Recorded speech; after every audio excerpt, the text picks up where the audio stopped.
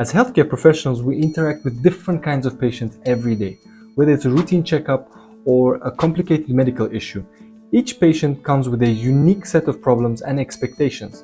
However, did you know that the first few minutes of interaction with a patient can have a significant impact on the success of your treatment? In this video, we'll explore the importance of first impressions and patient communication and how it can help you build a strong relationship with your patients. Now, the first and most important thing is the body language and the nonverbal cues that the patient gives off. Much of what we need to know about an individual patient can be obtained by just watching them enter the surgery and sit in the chair, their body language during the interview, and a few well-chosen questions. Patients' nonverbal cues can provide essential clues about their state of mind and overall health.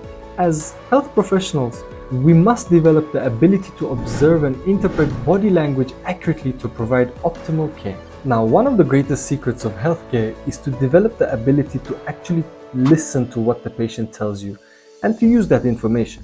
So many doctors and dentists worry that if they allow patients to speak uninterrupted, history taking will be insufficient and prolonged.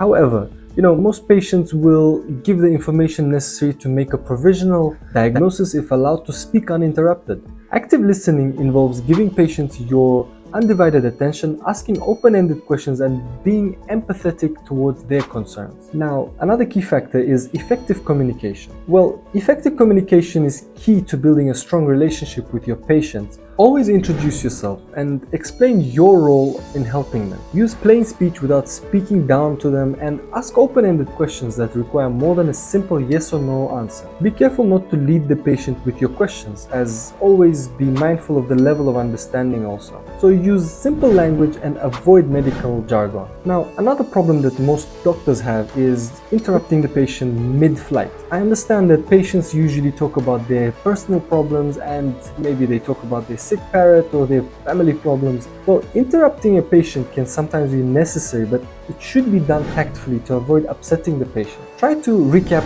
what the patient has said so far and steer the conversation back to the problem they came to discuss. Now, generally, to conclude, mastering the art of patient communication requires careful attention to patients' nonverbal cues, active listening, and effective communication, and tactful interruption. Remember that the first few minutes of interaction with the patient can have a significant impact on the success of the treatment. So take the time to build a strong relationship with the patient and watch as they become more involved in their care and more satisfied with the treatment you provide. If you found this video informative and useful, be sure to subscribe to my channel and hit the notification bell to stay updated to the latest videos. I'll be covering more topics related to oral health, including prevention, treatment strategies, and latest researches and findings, and much more. Thank you for watching, and I look forward to bringing you more informative and engaging content in my future videos.